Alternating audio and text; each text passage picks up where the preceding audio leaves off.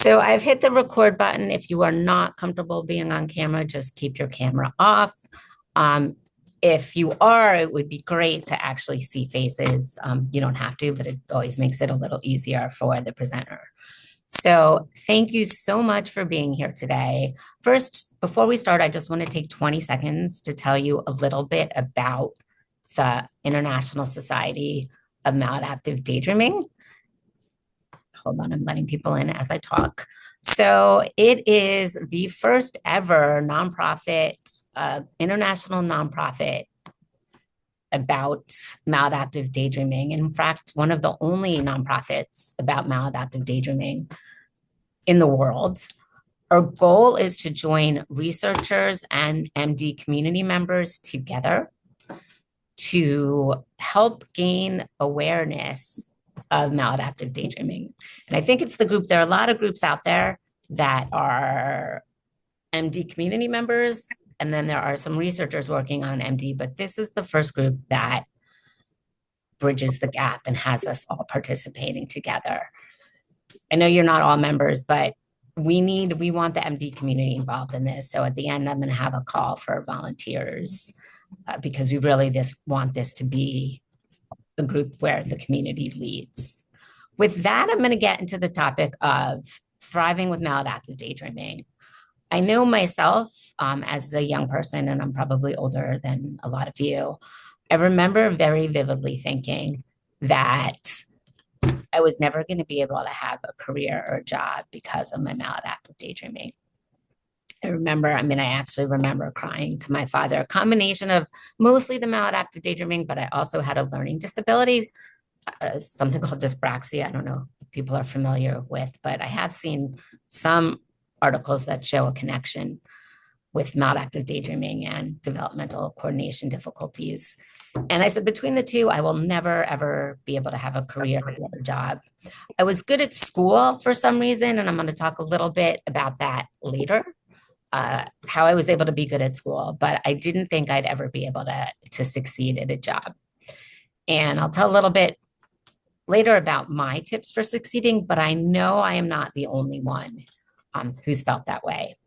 I also know that with maladaptive daydreaming, it can make things harder, right? It absolutely can, and it can stand in the way of our goals and our dreams, but it does not have to. And with that, and I'm hoping this could be a little bit of an interactive presentation toward the end. It's a bigger group than we usually have, so it might be slightly more difficult, but I'm hoping people will be willing to share.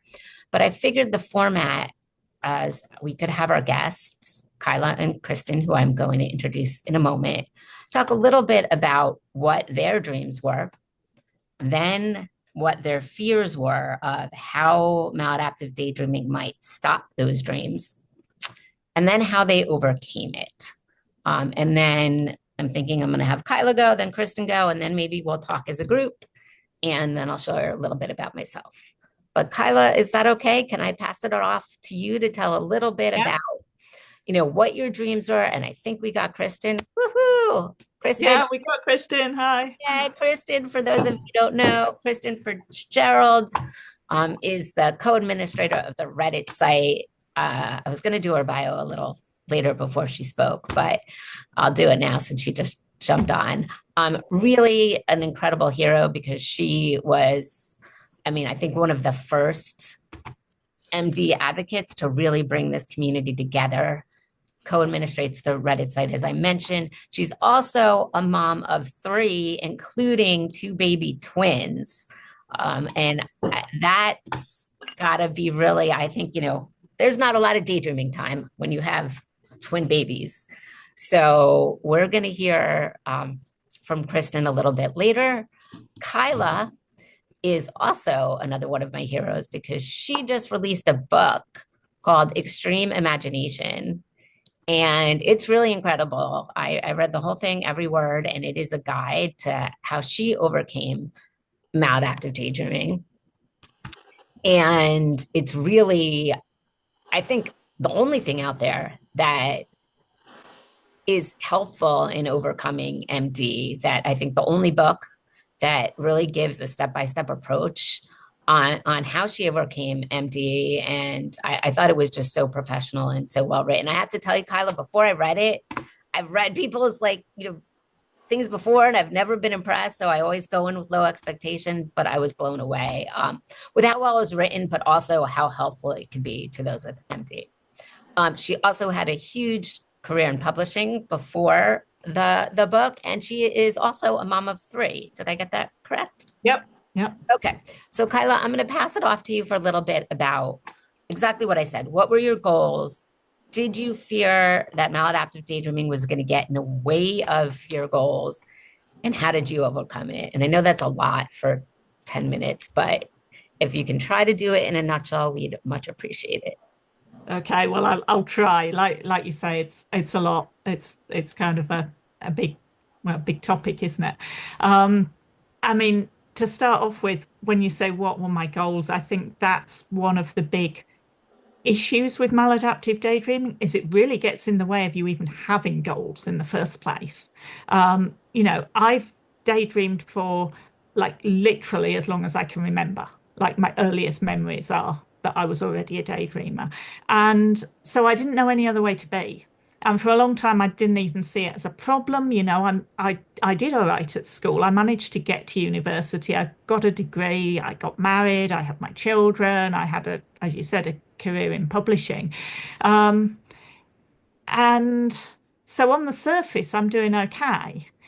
But what I haven't got is any motivation or any kind of, I mean, I sort of felt like I was an ambitious person, but I didn't translate that into, okay, this is what I want to do with my life. I just kind of drifted along, kind of just doing what people expected me to do, not really thinking about the overall direction of my life because I spent so much of it hiding in my imagination. Um, and for me as well, my maladaptive daydreaming was always very, very closely linked to depression. I've had depression on and off for most of my adult life. And when my depression was bad, the way I would try to cope with it was by daydreaming. I would retreat into my imagination so I didn't have to stay in this reality where I felt horrible most of the time. Um, and so when my depression got a bit better, then the daydreaming was a little bit easier to control. But for me, the two were always very closely linked.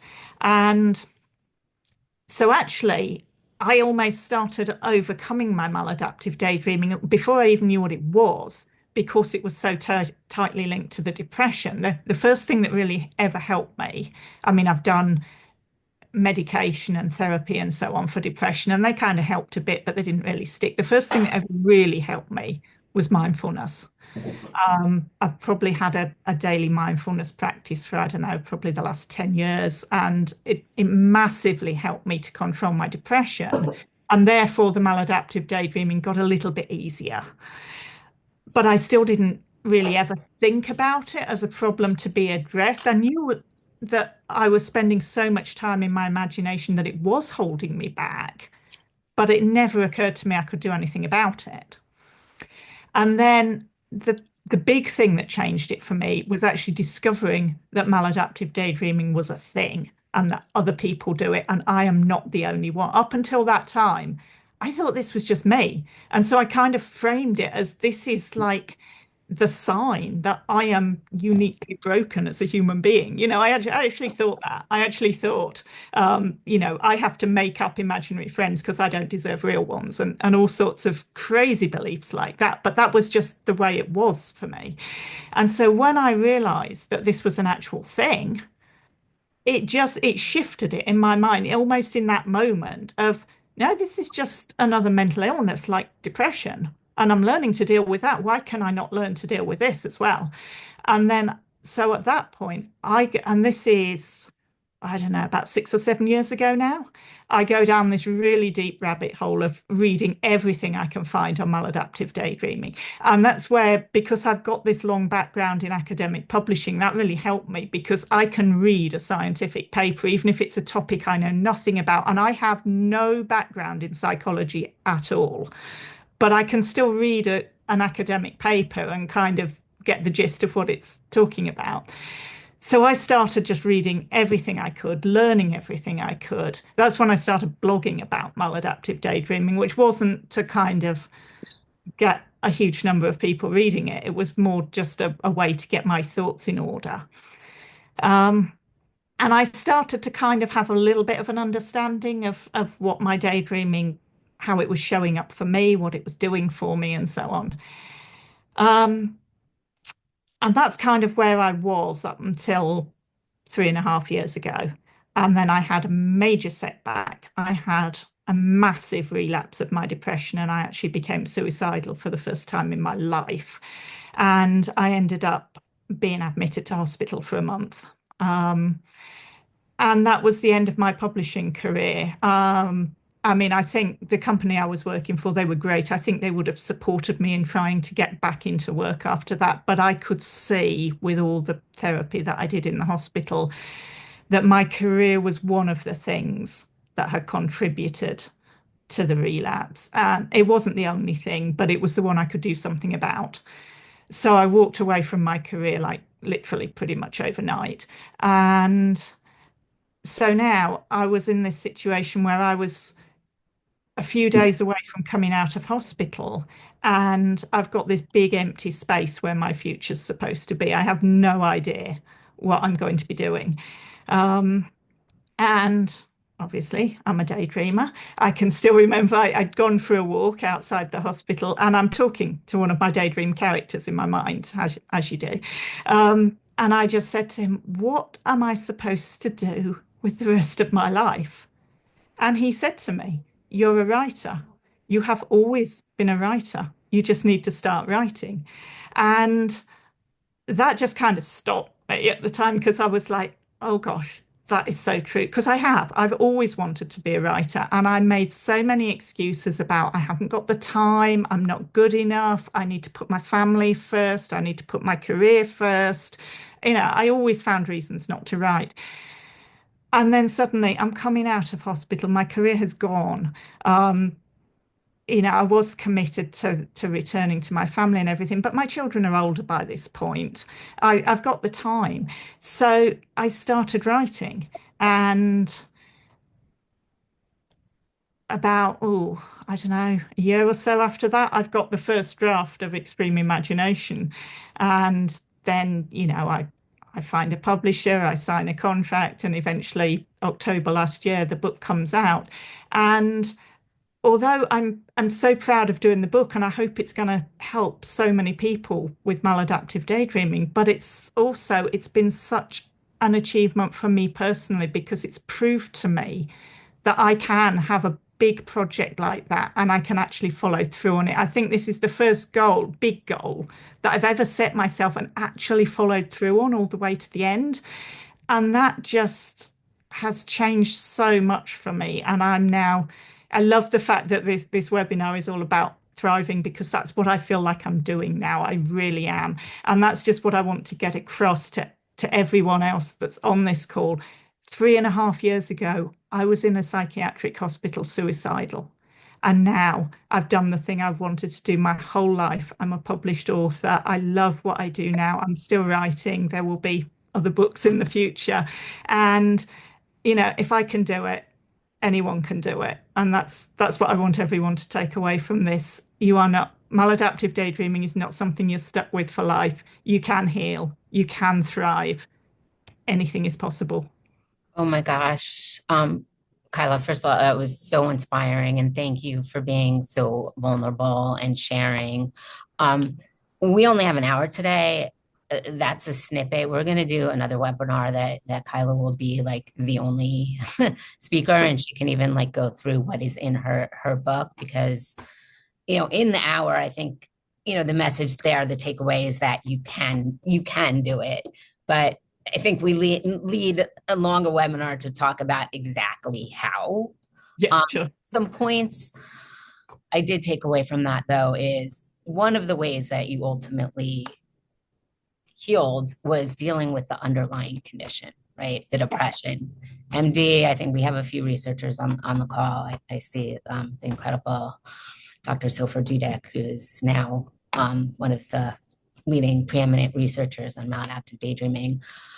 a lot of the research is showing is that maladaptive daydreaming usually coexists with other mental health conditions. And those maladaptive daydreaming, there is no official established treatment yet because it's not even officially recognized. But if you work on that other condition, in my case, it was OCD, if you work on that other condition, that can help you reduce your maladaptive daydreaming. Uh, Kyla, I have so many questions about like how writing a book, how do you do that and not stop to daydream? All of that. I don't know that we have time to do that today. That's why I think we want another webinar just with you. But we maybe have some time at the end to go back to that. But I'm just incredibly inspired by that. And thank you Thank you. for sharing. And everybody in the audience, we are also, I'm going to give you we'll have a chance to ask Kyla questions as well. But I did just want to bring on Kristen, who is another person that I'm incredibly inspired by. She was one of the first, I think she might have been the first person in the MD community that I met.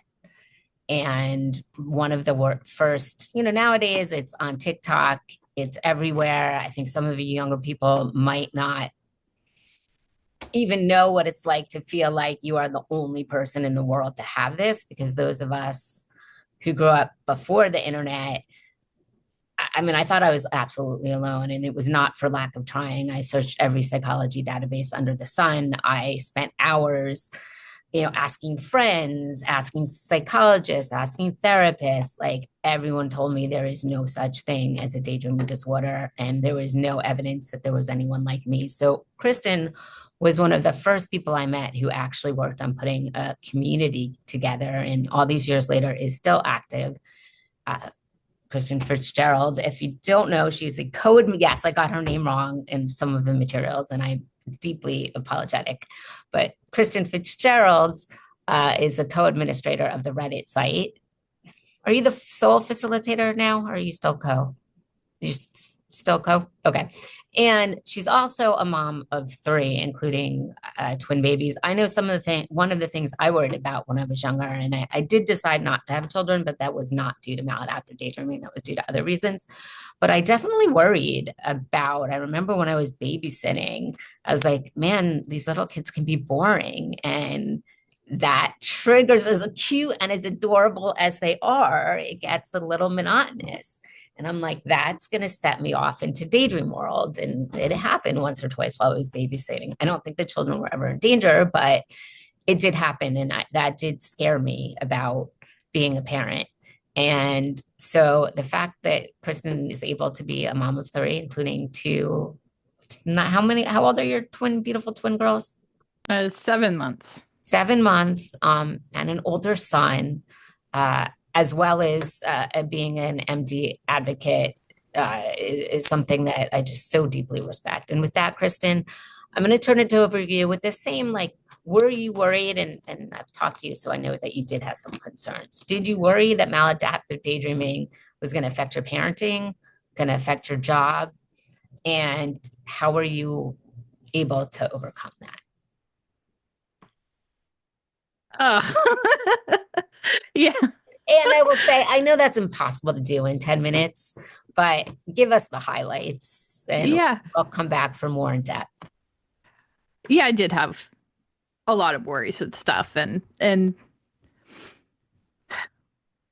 so we didn't script this or collaborate beforehand, but I find myself a lot of things I wanted to say, Kyla said. The experience is so similar in a lot of ways. Um, so I think, yeah, growing up, even into adulthood, no idea where I wanted to go, and really no idea, who I really was. Because for me and for most people, the MD starts so young, and you grow up side by side with it, and it's isolating. I think a lot of us, maybe even most of us, have this sense of otherness. Like, I'm not supposed to be this. And If you're not supposed to be this, then what you're supposed to be is probably what you're daydreaming. Like I feel like that's the leap a lot of us make. So I think the sort of crux, the like change that happened for me was um moving away from that, being able to let it go. Like I'm not supposed to be the space elf king. That's a fantasy, you know. That's or a rock star, you know, or whatever it is. It's that's not the role of fantasy. Even if I did become the super rock star, I would still have fantasies. So like divesting yourself, you know, from all of that allows you to actually figure out what you do want from life. Um, and that was the big sort of sort of break. And I don't think there was any one moment where that happened for me. Um, that was something like Jane said, a lot of people come up not knowing what this is, and not knowing how to deal with it. So you just kind of find workarounds in your day-to-day life, and some of them work and some of them don't. Some of them are probably aren't even good for you, but you know, if they do the trick, they do the trick. Um, you know, so it was just years of that, just trying to sort of, you know, shotgun solutions and figure out through trial and error what would stick and what would work. And that understanding, it took longer than I'd like to admit. It did. But you know, I do remember just one day, I with my boyfriend, and it was hard to sleep next to him and not have my headphones in all night. That was when like I started like quitting music, because I just couldn't do that. And I actually considered breaking up with him over headphones, over being able to listen to my music at night because I was that deep in it. And I had to, you know, come to a decision like, you know, which one do I want? And I decided to pursue a real life. And like I said, there isn't any one moment, but that is one of the stronger moments that stands out was choosing to follow a real path and, you know, get what I really wanted out of life. Luckily, that relationship worked out. He's now my husband. But even if it hadn't worked out with him, I think it was the right choice. So, you know, you got to kind of build it piece by piece and figure out what your actual values are because they're not, I don't have the same values as my characters. I just don't. Um, you know, and I think too that I'm on this call because I'm not a New York City lawyer and I'm not a published author. And, you know, as much as I love hearing Jane sing my praises, I'm very much kind of an average Joe. And that's cool. That's fine. Like, because the truth is that you get to define your own metric for what thriving is. So I'm not saying that you're going to find fulfillment in becoming a mother or having a family. That's just how it worked out for me. Um, and I'm happy. Well, like I don't need anything else. The things that I found are small, but they're fulfilling, and I am thriving. I'm sorry to disagree with you, Kristen, but I guess maybe because you were the first person I met who was galvanizing the MD community. And I've also spent a lot of time with young children and still like I feel like that's I know taking care of one baby is the hardest, but two is incredible. Um, did you worry at all about the daydreaming and parenting? Because that was something I did worry about. Like, did you worry that you would ever be too caught up in a daydream, or that they would take so much of your time that you wouldn't have any time to daydream? or Yeah, all the time, especially after the first one. So I wanted children, so we had a child. And and that was great. And the MD, it did get in the way. Like the problems you had babysitting. I remember one event, we were at an indoor play place and I was watching him. I wasn't sitting there on my phone, messing around. I was watching, I had my eyes on him. And some woman walked up and took him away. And I didn't notice. My eyes were on him and I didn't see it happen. It was just another mom helping him find a ball, but it might not have been. So that's finding like a motivation to, not to get too off topic, but that really helps. Having my son was a big motivator for actually addressing, because it's not just, well, I'm not hurting anybody else, anymore. Now you're a neglectful parent. Then you don't want to be. You don't want to be. And then, I wanted more children, but we did wait. We did wait for a long time, and I regret letting my daydreaming make that decision for me. But yeah, I did end up, putting off having additional children because the first one took up so much time. And, the little time that I had left for myself, I knew it would just be gone. um, and then a weird kind of aside also is like the, I always thought, with my daydreaming that, I had such cool stories and stuff. And that when I had kids, that I would tell them the stories as like bedtime stories and it'd be super awesome. And then when I actually had children, no, I cannot do that. I cannot do that. So like even what you think it's going to be like, it's not going to be like.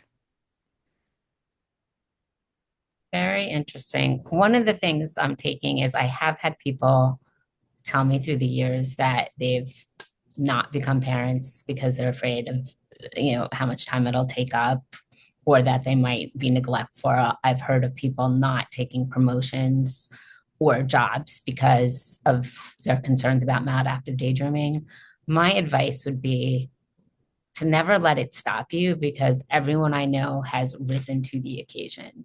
Right? When you have that job and when you have that child, you know what you need to do to get done. I mean, I don't know, Kyla, Christian, you might feel differently. No, I think you're absolutely right there. And I mean, that was my experience of parenting. I'm the opposite way around to Christian. I had my twins the first time round. But the time in my life when I daydreamed the least was when they were babies because I didn't have time. But hey, it didn't matter because they were my world at that point. So Mhm. I mean, yeah, I'm not saying it didn't get in the way at times. Absolutely, it did. I would have been a better parent if I wasn't a daydreamer for sure, but I did okay. Yeah, I agree. Like you can't, like I was trying to say, I let MD make that decision for me. So it's okay to not think that you're capable of raising children and not want to. But that's fine. Just, make that decision for yourself. Like, what am I trying to say here? Make that decision from yourself, not from your maladaptive daydreaming.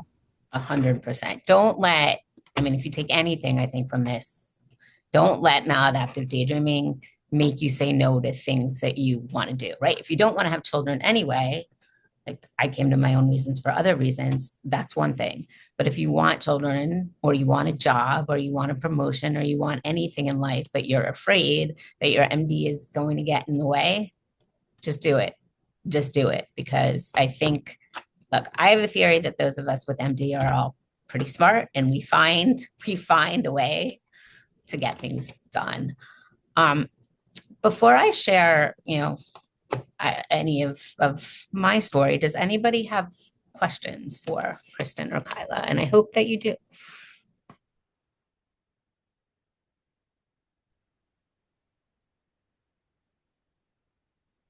I'm moving this to gallery view so that I can see people, or Kyla or Kristen, if you see anyone, because I'm having trouble moving the view.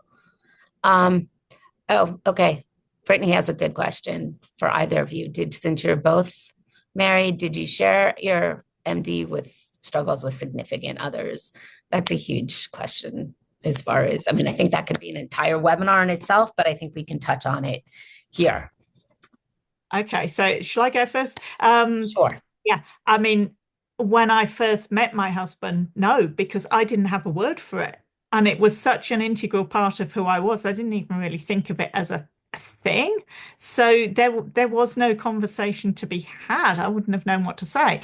Now, I mean, yeah, obviously there did come a point where I told him later on, but we'd probably been married for like 20 years by the time I realized that this was an actual thing, and I came to tell him about it. And so I think that was a very different situation to being at the start of a relationship and thinking, do you tell someone? Because we're 20 years in, he wasn't going to see me any differently.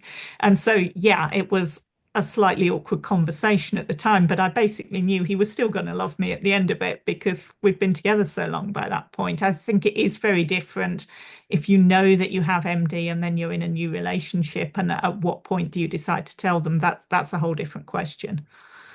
And I think it's easier today because there's literature and it has a name, and you can be like, hey, I have this. Whereas, Yeah.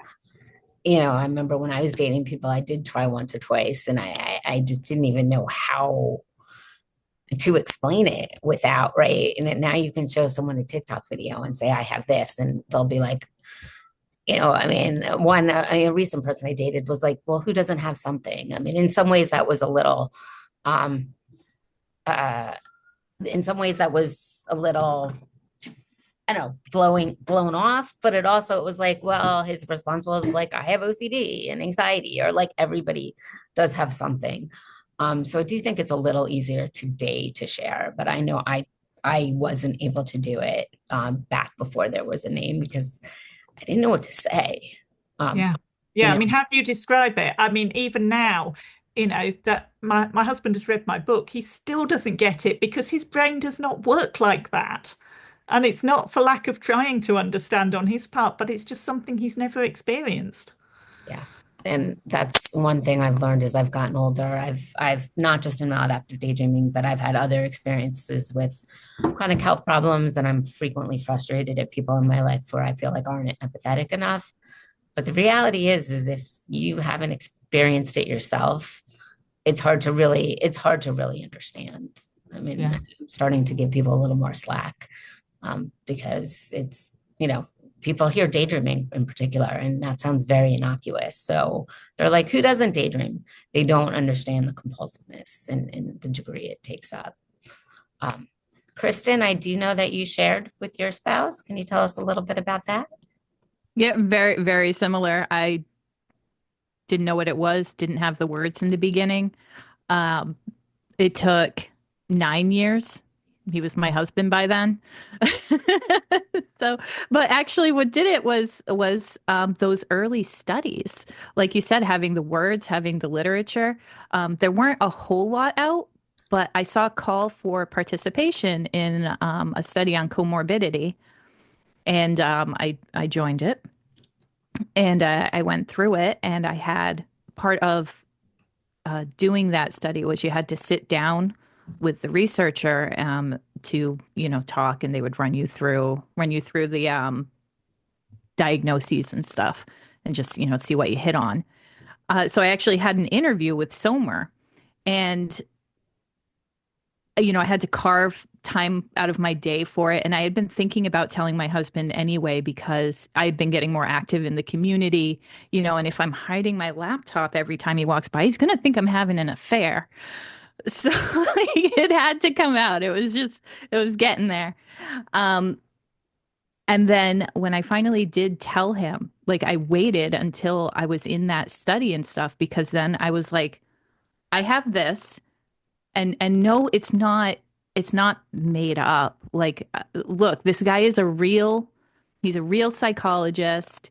He's a legit person. He works for this universe. He thinks it's real. He thinks I'm real. You know, so that he didn't have like a, you know, like get off Tumblr moment. Um, which was the big thing back then. It tells you how long it was. Um, Nowadays, like, I mean, if I were entering a new relationship, knowing everything that I know about it, I, yeah, I mean, I honestly don't know what I do. You know, if I, you know, got a new boyfriend right now, would I tell them up front? You know, how many dates do you go on before you bring all your baggage? I'm not sure. I think we need to do another webinar just on that topic because I would also love to hear from our therapists and our, I mean, researchers if they have any like suggestions on that. I don't know if anyone wants to pipe in real quickly now, but if not, we can do another webinar on that because I honestly don't know the answer to how. I think to have a loving relationship, I think sharing is important, but how soon do you share that in a relationship? I mean, I struggle with that even like in my chronic health issues as well. So I think that might be a question in a webinar and a discussion for another day. We do, and I'm sorry, I'm probably going to pronounce the name wrong. Melisse, is that correct? Yeah, it's Melis. Yeah, thank you. Melisse. Okay. Would you mind sharing your question? Yeah, of course, but excuse me for not turning my camera on because I'm not too available right now, but thank you, Kyla and Kristen, for your sharing your experiences. Okay, it's a bit of a complicated question, I think, and I'm gonna ask it because it's sort of my struggle. And the thing is, for example, in my maladaptive daydreaming life, or this side of me, there's, for example, a main character that I maybe portray, but that is not me, that has no knowledge of me. But that person is different from me, but somehow that life, like her life has kind of like made decisions for my own life as well that I see now and think back to my upbringing or whatever, and I'm like, maybe if I was never a daydreamer, I would have never made these decisions, or like I would have never had these kind of like dreams with regard to my personal like or like professional life. And what I want to ask is, does anyone else maybe struggle with this feeling of, okay, this side of maladaptive daydreaming maybe like has helped me make these decisions, and it's not that I'm not happy with whatever I'm doing right now, but do you think like, because I sometimes have a difficulty separating those two things, and sometimes I hate what I've chosen because I feel like it's all because of MD, but sometimes I'm like, okay, I really love it as well and I want to be successful at it, but also it's like, am I thriving despite the MD, or am I thriving because of it? Like if there's anyone else with the experience of maybe those decisions have been like very much linked to your maladaptive daydreaming, that you're like kind of having difficulty separating them, or yeah, something like that. Sorry. No, that's a beautiful question. And again, I think we maybe have to do some of these things in a longer form with a therapist helping us. What I can say, just as a fellow sufferer, is that I absolutely relate. For most of I had two sets of daydreams. One, the quicker, easier ones I was in, but the in-depth, compulsive ones were another character that was not me. But I do think that that character was an extension of me or who I wanted to be. And separating the two, I found extremely difficult. But I also know that when it comes to making decisions, and I know this just from I've advised so many young people on career decisions, younger lawyers, younger social justice, social workers, on things that everybody struggles with those kind of decisions. And to me, I think that the character led me. I mean, you daydream about things that you're interested in, right? Like the character really is, while it's a character, you are running the show, right? You're choosing what that character does. So you're one and the same. So I think if you try something because your character is leading you there, I think that's okay. And I think it could be an advantage. And in life, I mean, this is what I tell younger people without MT making career choices. The only way you know things is to try, right? And if you're finding fulfillment, and you're not daydreaming all the time because you enjoy it and you're finding fulfillment, then does it really matter how you made the decision? And if you don't like it, then you need to try something else. I'd love to, I don't know, I'd love to hear if there's either other people's opinion on that, or particularly a therapist or research, but anybody's personal opinion. But my personal opinion is that it doesn't matter how you make the decisions, right? I think they're one and the same. I think if your character is leading you to a decision, you're really leading yourself to a decision, and you try and you ask yourself, am I being fulfilled? And I think we have a built-in clock of how fulfilled we are, because I found that the less fulfilled I was in real life, the more I daydream. So if you're in a miserable situation, you're going to be daydreaming nonstop. And that's going to be a sign that maybe it wasn't the right choice for you. I don't know. Did that make any sense? Like, It does. It actually makes so much sense. Yeah. Thank you. anyone else have an opinion or comment on that at all? Can I just Yeah. something that really helped me when I was struggling with a similar kind of question was I just found a set of exercise. I was training to be a life coach at the time, but if you just go on the internet and you just Google something like values elicitation exercise or something, and you get all these questions around what's important to you and things like that. And I found it really helpful to go through, and I did those questions as my real world self. And then I went through and answered the same questions as my daydream character, and then put the two answers together. And I realized that where I'd answered the same thing, that's kind of authentically me. Whereas where we've got different answers, you can then look at, well, is this the influence of my circumstances or my upbringing or whatever? But I just found that such a helpful thing to do, to kind of look at how, like, not the literal things. I have nothing in common with my daydream character, like literally, because I have a science fiction universe. But just when you start looking at your values and your motivations, you see where you're the same and where you're different, and that can be really helpful. And since not everybody has the chat, I do want to read what Susan Mendel, am I saying that correctly? Yes. Close enough. Close enough. Okay. The characters are animated by parts of self. Understanding that dignifies the story. I don't want to put you on the spot, Susan, but would you like to elaborate a little bit on that? Or? Well, I think that the daydreams come from, can you hear me? The daydreams come from more or less the same place that night dreams come, right? And there is an underlying connection to the personality, and there's an attempt to work things out emotionally, at any rate, in the daydreams. And I think working with the content of the daydreams is very, very interesting, and it creates value in the daydreams, linking the character back to the real person. As opposed to just trying to make the daydreaming, which a lot of CBT seems to be just oriented towards, let's just reduce the daydreaming or make it go away. And it doesn't, see the daydreaming as having developmental value or psychological value. So, and I think a lot of people naively believe the surface that the daydream character is not them.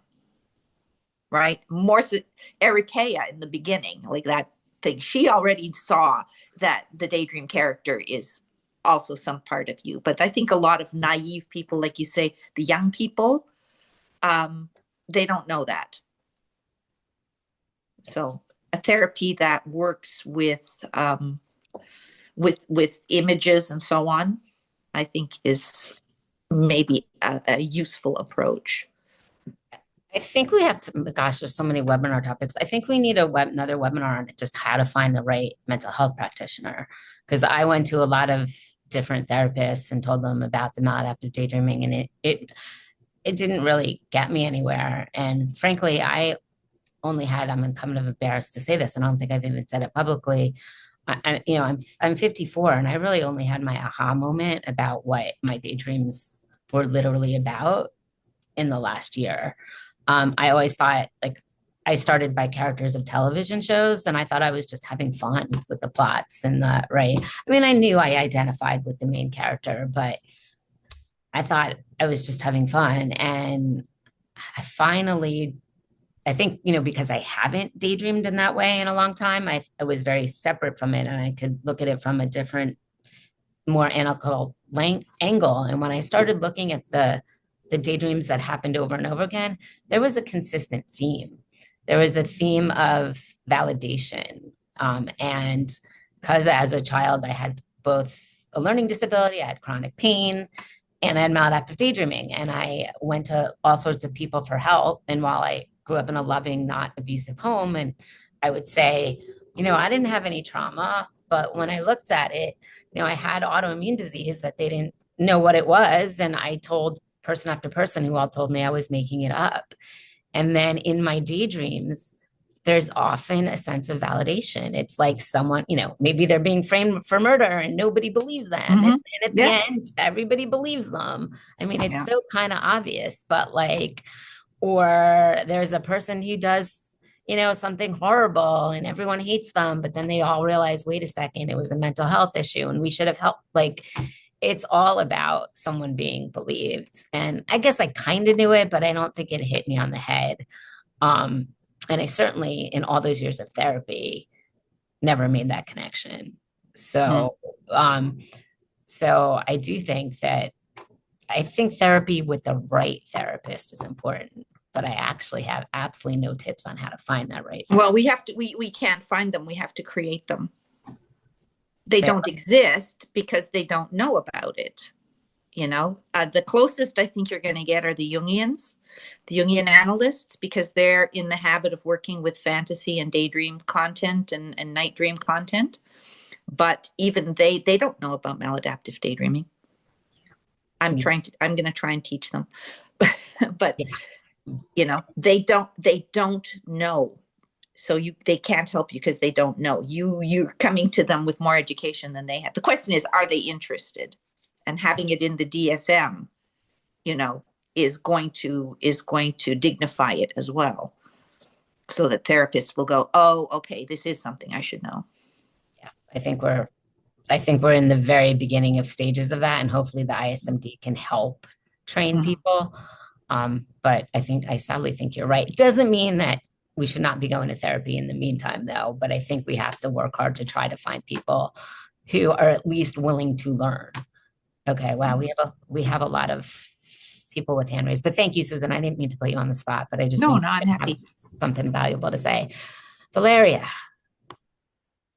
Hello. Hi. So I'd like to comment on what Melis said before. So the question was, if I didn't have maladaptive dreaming, would I have achieved the same things that I have achieved?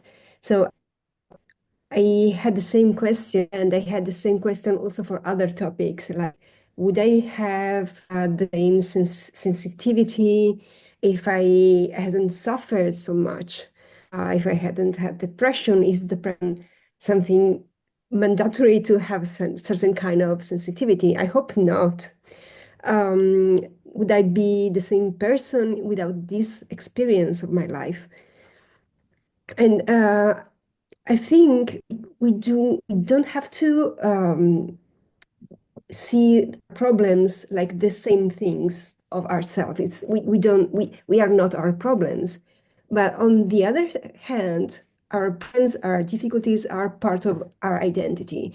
And it's the same of any other circumstances in our life. Like, would I be the same person, different parents, or a different school, or anything else? But what I think that in the end, it's that we decide what story we tell ourselves. And it's just us. We can tell a story that we prefer, and maybe can learn to tell ourselves a story that is working for us, that is functional for us. So if I am a better person, if I believe that what happened to me in my life made me this. I can be the best person that I can be because of that. If that makes me functioning, so I can decide to believe that.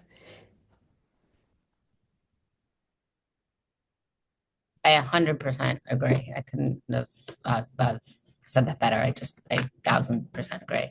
Valeria and I are often on the same page. It's 1:55. I'm happy staying a while longer. If for those of you who can, because we have 2 more hands up and some things in the chat. But before I do, before we go to those people, I do just first, I know some people are going to have to jump off. So I do want to say 2 things. One is the ISMD, we do need you. We are the only society that is doing this work. And as Susan said, we need to train practitioners. All of us who are working in the ISMD, nobody makes any money. It is all free. We ask for a little bit of money just because there's some basic costs for, things like platforms and materials. And, if we want to get out there and train the mental health professionals in the world and maybe want to give research grants, we ask for a small amount of money. If you have more, that's wonderful. But I did want to put that push in for the ISMD. Also, not just for money, but also for volunteers. Like the only way the ISMD is going to work, anybody can offer. We need manpower. We need to hear from the community. Absolutely, everybody has something to offer. People have different talents. We'll work with you to find what you're happiest to do. And I'm going to put, Valeria, do you want to put the number of who people should contact, is in the chat to volunteer? And I can share the link yeah, that would be great if you could in share the chat.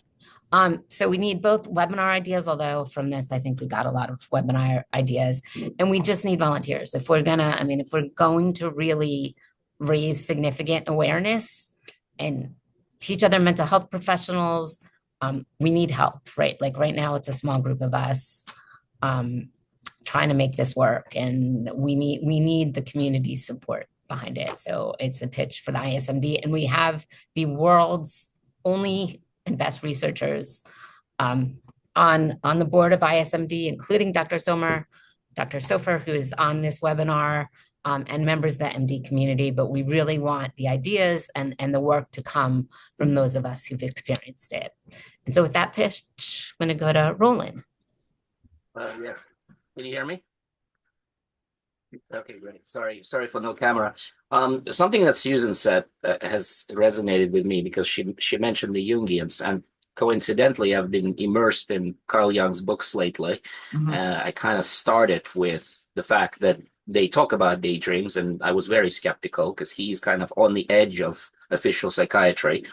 But one thing I started to realize as I was reading, there's a lot of people these days that are trying to do the shadow work, where they're trying to reintegrate their subconscious with conscious, right? And a lot of them are struggling to access subconscious because they're, they don't want to go there, right? It's just a very scary place.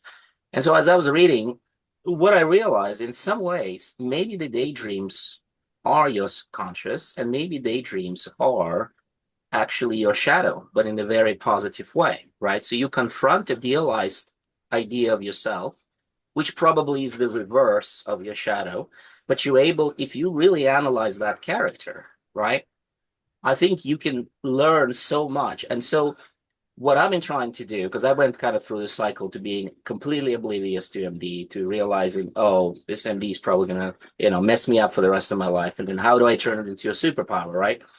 And this is one of the ways that I think it can be turned into a superpower, because when you start analyzing your characters, you start thinking, why does that character exist? Because that is the most idealistic character that you can think of, right? And when Jung talks about the shadow, right, he talks about all those suppressed emotions and all those traits that you don't want to admit, right? And are we compensating? So this is a question more for psychologists, I think. Does this make any sense? Are we compensating ourselves? And that's why we go in daydreaming. And can we, by analyzing those daydreams actually access our shadow better than the neurotypical people, right? Could that be one of the ways? Because if it is, I mean, I agree with Susan. We need to give more power to the Jungians. But I may be completely wrong. No, he's not wrong. He's not wrong.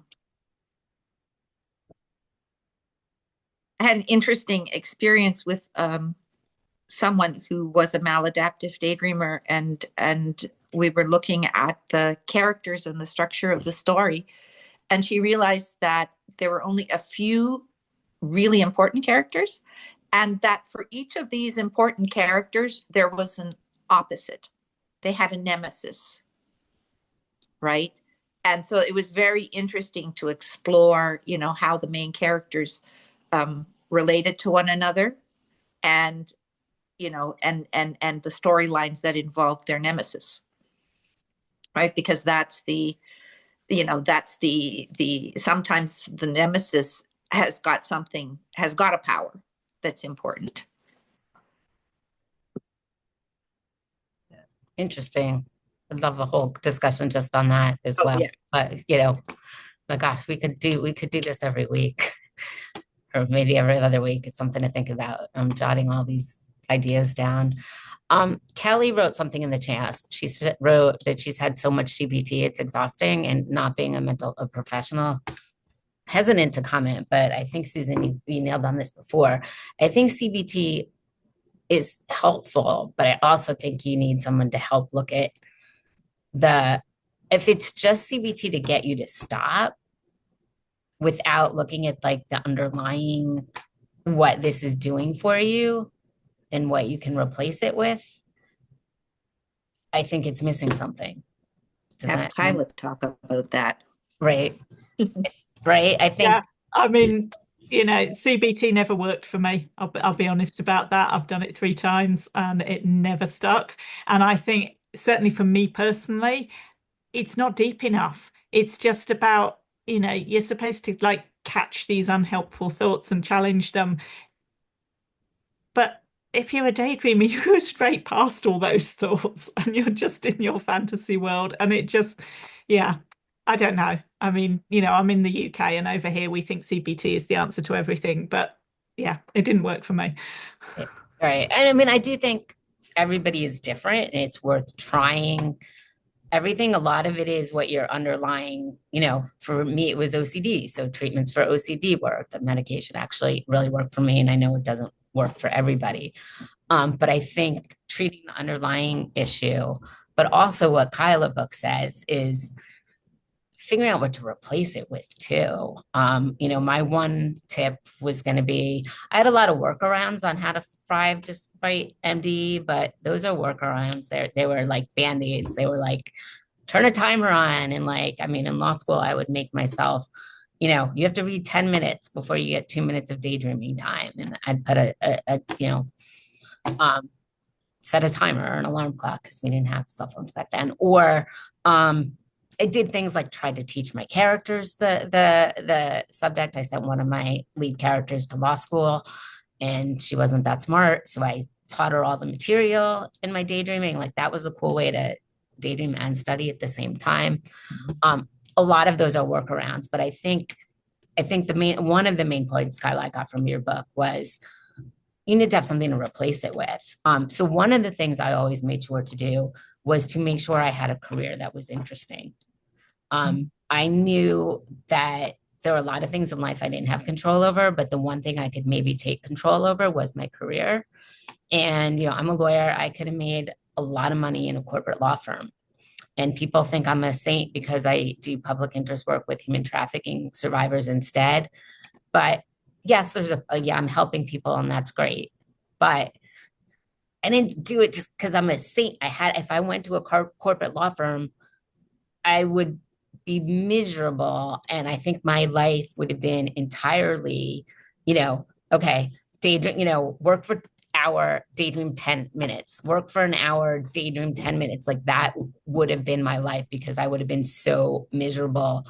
And instead I was like, no, I'm only going to do things that I find enjoyable, interesting, and meaningful. And sure enough, as the years have gone by, I had medication when I was younger, and yes, medication helped. But I think the fact that I really love what I do and I'm engaged with what I do also helps keep the maladaptive daydreaming at bay, right? Because when I'm really trying to help another person who's in front of me, who's, in dire straits, I'm not going to be daydreaming. So choosing things, I hear from people who are sitting looking at spreadsheets all day. And if that's what you like, that's great. But if you don't, like, you're miserable at your work, that is a recipe for disaster. Okay, Abraham.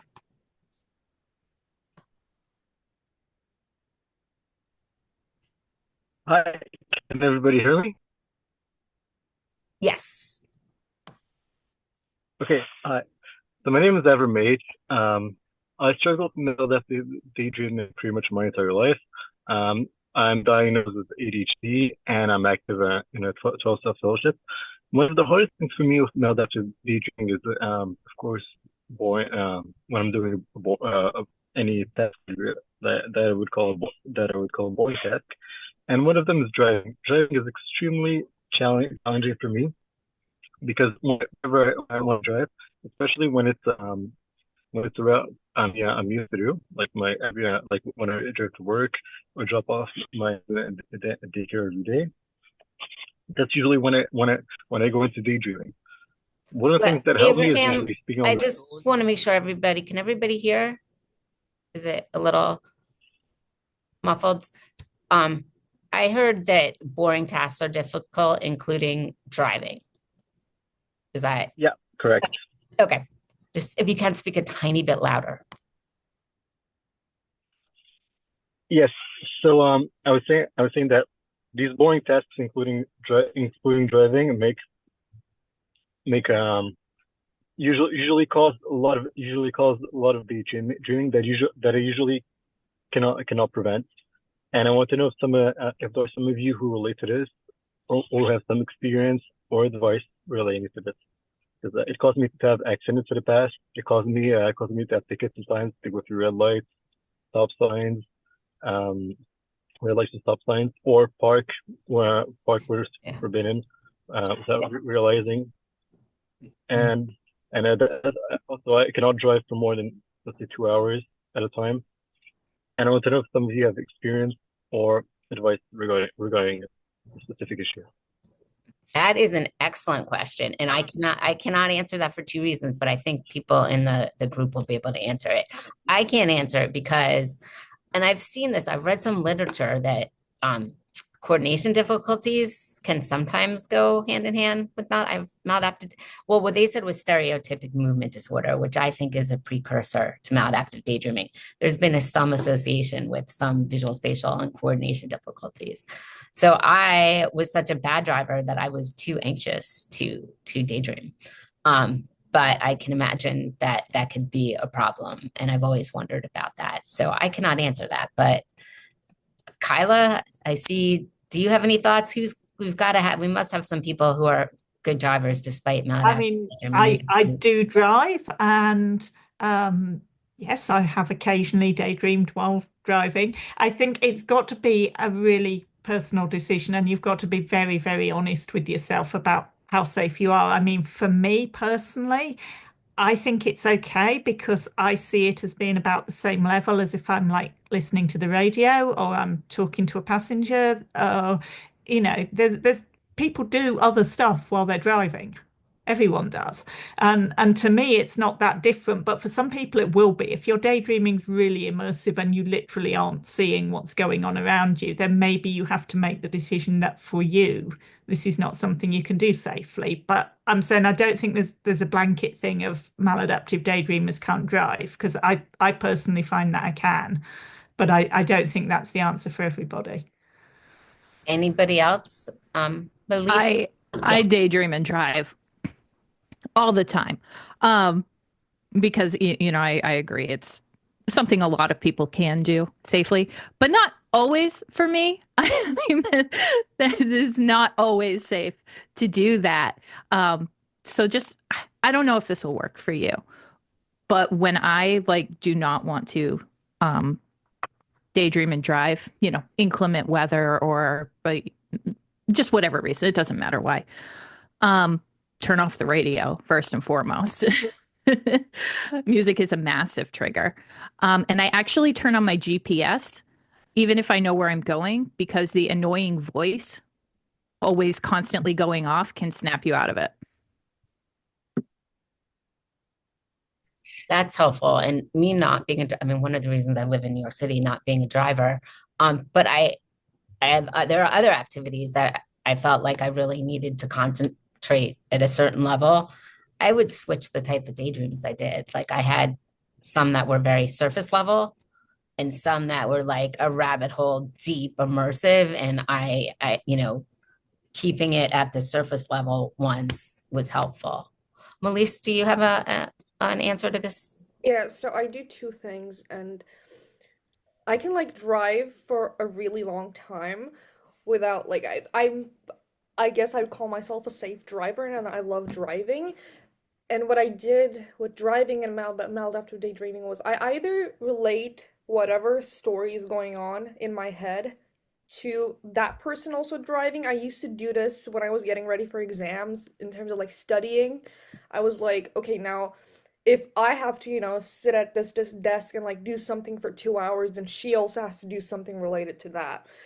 And and then I kind of did it with driving. And the other thing was music is always a trigger for me too, but I would force myself to listen to music that would never be able to trigger my MD. That would be entirely related to my, like real life. I mean, so I'm Turkish and like I don't usually daydream to Turkish songs, so I would just like blast out Turkish pop music from 2000s because I know that I would just like not be able to daydream and like just be so focused on being myself that I would like pay attention to the road.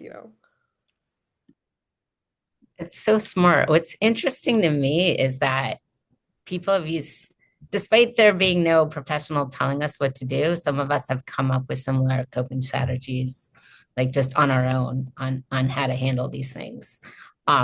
I'd also recommend, 2 hours seems long to me too. Like there was a period of time where I couldn't go 2 hours without going into an immersive daydreaming situation. So planning trips where you get a break after 2 hours, I think would be helpful. I mean, there was a period, certainly not now, where I really couldn't go 2 hours without, if I was doing an exam or something highly focused, but I couldn't do something boring for 2 hours straight without going into a daydream.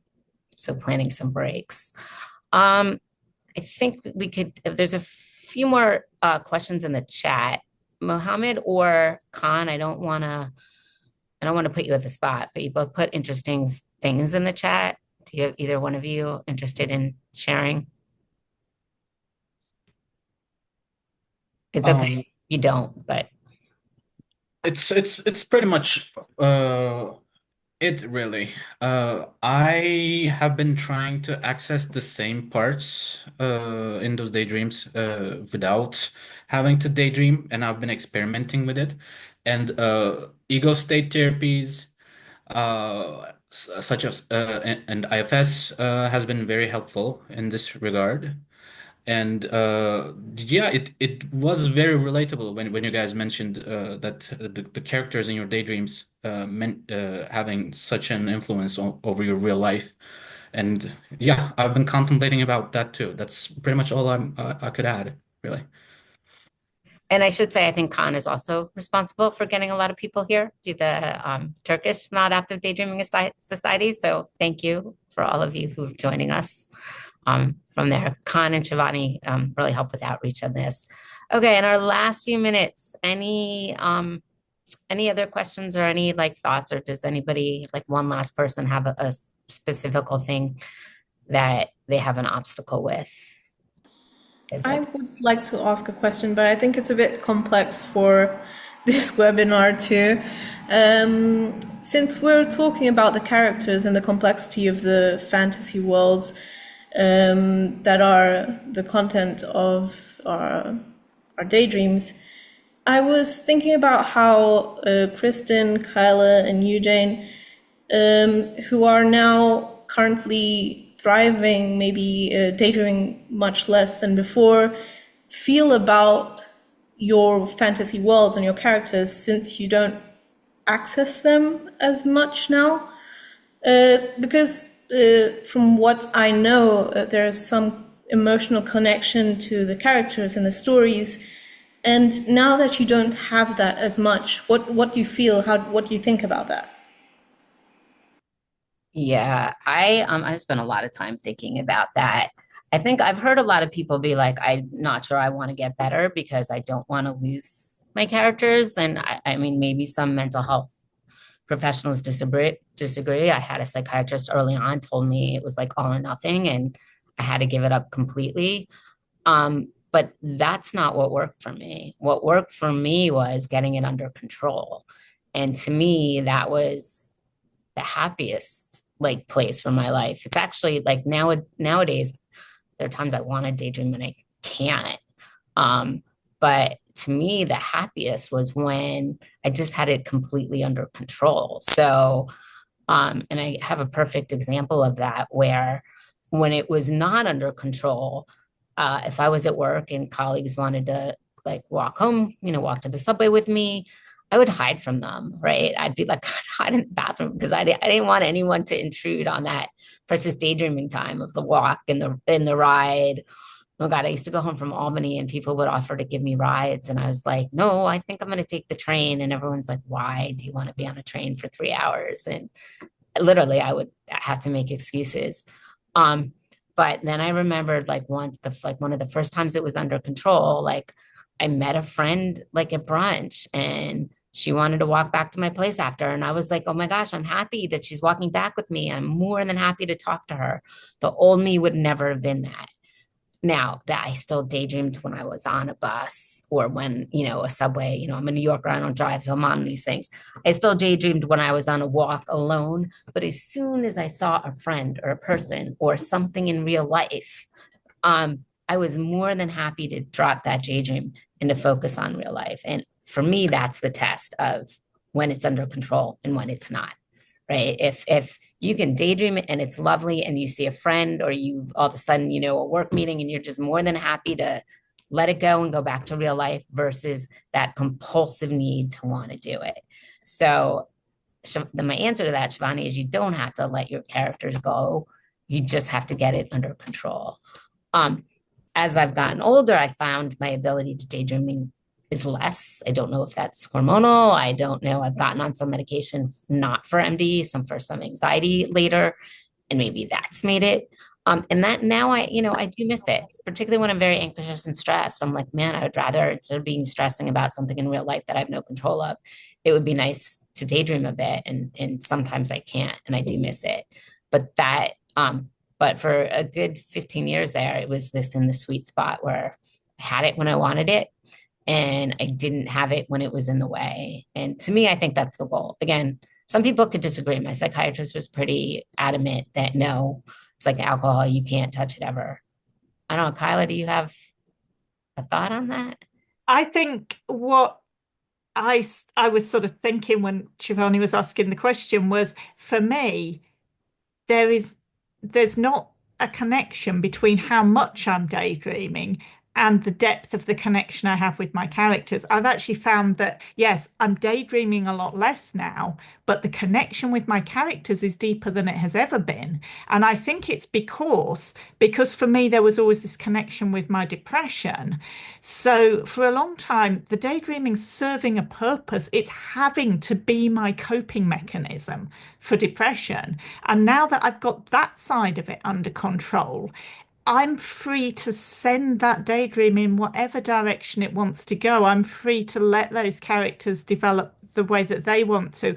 I'm not like forcing it to serve a purpose anymore. And I found that the connection with my characters has actually got deeper. So I don't feel as though I've given up anything, even though I'm daydreaming like a tiny fraction of the time that I used to. But the experience hasn't changed at all. Yeah, I feel the same. I don't feel any differently about my daydreaming than I have throughout the years. I still, love it just as much. I can do it just as deep. The only thing that has changed is how I feel about myself. I feel less useless and awful now. So, like Kyla said, like it's not how much, like reducing your the time you spend daydreaming doesn't reduce your connection to it. It just reduces how shitty you feel about yourself. I think that's Yeah. that's actually a really good way to end. If anyone got anything, like if you've got just a little bit from this, I hope that you take away that, I mean, you can see not just from Kyla and Kristen and me, but we've got Shivani getting a PhD in psychology. It's absolutely possible to thrive with MD. MD does cause some obstacles for sure, but there's just no doubt. So never say no to any opportunity. I think do the opposite.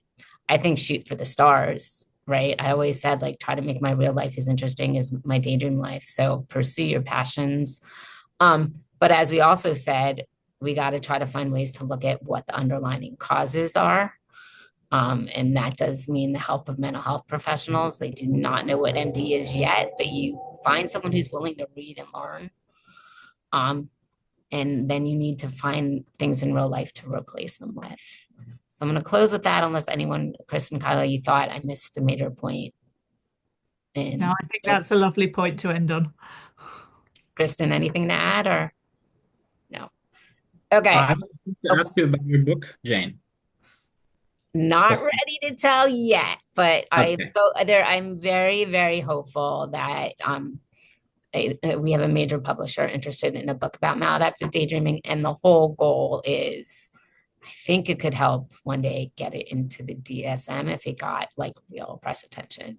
But that said, we still need to work all together, doing everything we can to get the word out. So yes, but I will give the official announcement soon, but it's looking pretty good that a publisher wants to do a book on MD. So, and in it, I'm going to put a lot of resources, cite to Kyla's book, and all of that. So, and of course, really plug the ISMD, because we need to work together as a community, researchers and those of us who experience it. We need to work together and get the word out. So, Can I say something really quick? Yes, Hi. of course. Hey. Hi, everyone. So I just wanted to say in that regard of convincing the therapist that this is really a thing, that there is a paper coming out soon that's really, really important. And I think it will really help in terms of showing the therapist the paper. And this paper is it's a feature paper. It's like a position paper. It's not like an empirical article. It's a feature paper stating that probably, I would say, about 80 or 90% of the most important researchers in the dissociation field are saying, we want this in the DSM. This should be a disorder, and it should be a dissociative disorder. We want this. And this is going out. This is going to, I'm the lead author on this, but we're 29 authors. We signed a lot of important people on this. So this is most of the important people in the dissociation field. So this is a really huge achievement, and it's going to be in the British Journal of Psychiatry. That's the best journal I've ever published in. So for me, it's also— Oh my gosh, you saved that to the end. That's incredible news. Sorry. When is it? So anyway, it got accepted. I told you guys about it, Jane. You should know about it. You're not paying attention. It got accepted about 2 months ago, but it's not out yet. Yes. It's really gonna be soon. The proofs have already been proofed, and it's really, so I'm just waiting for them to and when it comes out, we're gonna, my university is ready to do a press release, or we're gonna try to get some media attention. But this is a really big achievement, because this is like a lot of important people from the dissociation field, like the biggest and most important researchers like David Spiegel, and a lot of people who haven't been signed on any paper on maladaptive daydreaming yet. So this is really major, and it's a major outlet. This is really good news. So I'm hoping we're going to get some media attention. So this is going to be like another stamp on this thing that, this is real. This should be a disorder. It's something that researchers are considering as a disorder. That is absolutely, I did know it, but I forgot. That's absolutely amazing. And I can't wait. We need to celebrate.